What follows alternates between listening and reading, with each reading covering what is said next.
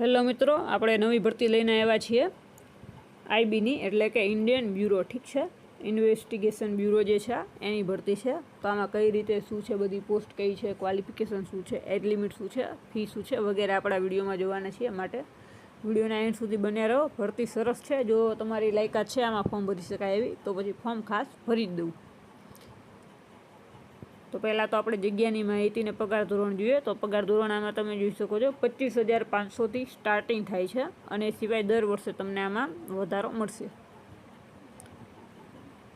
હવે જોઈએ number of vacancy. તો જગ્યા તમે જુઓ તો જનરલ કેટેગરી માટે 157 છે, ઈડબ્લ્યુએસ માટે 32, ઓબીસી માટે 117, એસસી માટે 60, એસટી માટે 28, એમ કરીને ટોટલ 394 જગ્યા આની અંદર છે. પોસ્ટનું નામ જોઈએ તો જુનિયર ઇન્ટેલિજન્સ ઓફિસર. ઠીક છે. હવે લાયકાત જોઈશું. તો મેઇન આમાં એન્જિનિયરિંગને લગતું છે. ઠીક છે, કે તમારે ઇલેક્ટ્રોનિક્સ એન્ડ ટેલિકમ્યુનિકેશન, કે electronic and communication, electrical and electronics, કે પછી ઇન્ફોર્મેશન ટેકનોલોજી, કોમ્પ્યુટર સાયન્સ, કે કોમ્પ્યુટર એન્જિનિયરિંગ, કોમ્પ્યુટર એપ્લિકેશન. ઠીક છે. તો આની અંદર તમે ડિપ્લોમા કરેલો હોવો જોઈએ. ઠીક છે. અથવા તમે આમાંથી કોઈમાં ડિપ્લોમા નથી કર્યો તો બેચલર ડિગ્રી કરેલી હોવી જોઈએ સાયન્સમાં, એટલે કે બીએસસી. પણ વિષય શું હોવો જોઈએ? તો કે ઇલેક્ટ્રોનિક્સ હોવો જોઈએ, કે પછી computer science, physics, mathematics from A government university. ઠીક છે. અને જો આમાંથી નહીં નથી તમારે કે, તો છેલ્લે છે બીસીએ કરેલું હોવું જોઈએ. ઠીક છે, bachelor degree in computer application. તો તમે આની અંદર ફોર્મ ભરી શકો છો. હવે આપણામાં ઉંમર મર્યાદાનું જોઈએ તો 18થી 27 વર્ષની ઉંમર મર્યાદા છે. હવે એમાં છૂટ જોઈએ તો જો એસસી એસટી કેટેગરીના ઉમેદવાર છે તો એમણે 5 વર્ષની છૂટ મળે છે, એટલે કે તે 32 વર્ષ સુધી ફોર્મ ભરી શકે છે. તો ઓબીસી છે તો 3 વર્ષની છૂટ મળે છે, તો એ 30 વર્ષ સુધી ફોર્મ આમાં ભરી શકે છે. નેક્સ્ટ એક્ઝામનું જોઈએ. તો હવે એક્ઝામ આની 3 ટાયરમાં આવશે. ઠીક છે. પહેલી જે આવશે 100 માર્કનું એમસીક્યુ વાળું પેપર હશે 2 કલાકનું. બીજી એક્ઝામ સ્કિલ ટેસ્ટ હશે. ઠીક છે, પ્રેક્ટિકલ હશે, એના 30 માર્ક હશે. અને છેલ્લે ઇન્ટરવ્યૂ આવશે, એના 20 માર્ક હશે. હવે એક્ઝામ સેન્ટર જોઈએ તો આપણે ગુજરાતના એક્ઝામ સેન્ટર જોઈશું. તો ગુજરાતમાં છે અમદાવાદ, ગાંધીનગર, આણંદ, મહેસાણા, રાજકોટ, સુરત, વડોદરા. આટલા ગુજરાતના એક્ઝામ સેન્ટર છે જ્યાં તમે એક્ઝામ આપી શકો છો સિલેક્શન કરી.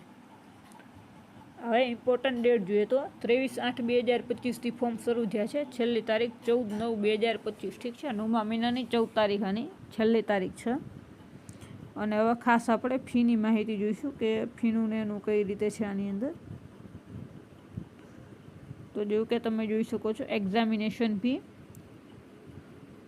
All candidate. ઠીક છે. તો મેઇન જે ફી છે એ 550 છે, અને સિવાય 100 રૂપિયા એક્ઝામિનેશન ફીનો પ્રોસેસિંગ ચાર્જ છે. એટલે કે ટોટલ ફી જોવો તો 650 રૂપિયા ફી થાય છે ઉપરની ફોર્મની. અને જે બેંક ચાર્જીસ લાગતો હોય એ ચાર્જ લાગે છે. બીજું કાંઈ છે નહીં. જે મેઇન હતું એ આપણે જોઈ લીધું. બાકી આનું ફોર્મ જે છે ઓનલાઈન ભરવાનું આવશે. આઈબીની વેબસાઇટ આવશે ઇન્ડિયન બ્યુરોની, તો એ વેબસાઇટ ઉપર જ આનું ફોર્મ ભરવાનું આવે છે. અને ખાસ ફોર્મ ભરવામાં તમે જે કાસ્ટ કેટેગરીમાં ફોર્મ ભરતા હોય તો એનું સેન્ટ્રલ લેવલનું ઇંગ્લિશવાળું સર્ટિફિકેટ જરૂરી છે. સાથે ડોમિસાઇલ સર્ટિફિકેટ પણ આની અંદર જરૂરી છે. અને એ સિવાય બીજા અન્ય ડોક્યુમેન્ટ કે જેમાં Aadhaar card, passport size photo, signature, education certificate, તમારા જે છેલ્લી બધી માર્કશીટો હોય એ બધી. તો મેઇન આ બધી ફોર્મમાં જરૂર પડતી હોય છે. બીજું કાંઈ છે નહીં. વેબસાઇટ જુઓ તો આમાં તમે જોઈ શકો છો mha.gov.in, અને NCS પોર્ટલ છે ncs.gov.in. તો આની અંદર તમને બધી માહિતી મળી જશે. અને ઉપરથી તમે એપ્લાય પણ કરી શકો છો. અને બીજી વાત એ કે ભરતી ગ્રુપ સીની ભરતી છે, નોન ગેઝેટેડ. એટલે કે તમારી પાસે કોઈ પણ ડોક્યુમેન્ટમાં કાંઈ ભૂલ હોય અને એ અંગેનું તમે ગેઝેટ કરાવેલું હોય તો ગેઝેટ આ ભરતીમાં નહીં ચાલે. એટલે બધા ડોક્યુમેન્ટ બરોબર હોય તો જ એપ્લાય કરવું. ગેઝેટ કરાવેલું હોય તો એપ્લાય ન કરવું. બાકી બીજું કંઈ નવું છે નહીં. આવી જ ભરતી માટે જોડાઈ રહો અમારી ચેનલ સાથે. જય હિન્દ, જય ભારત.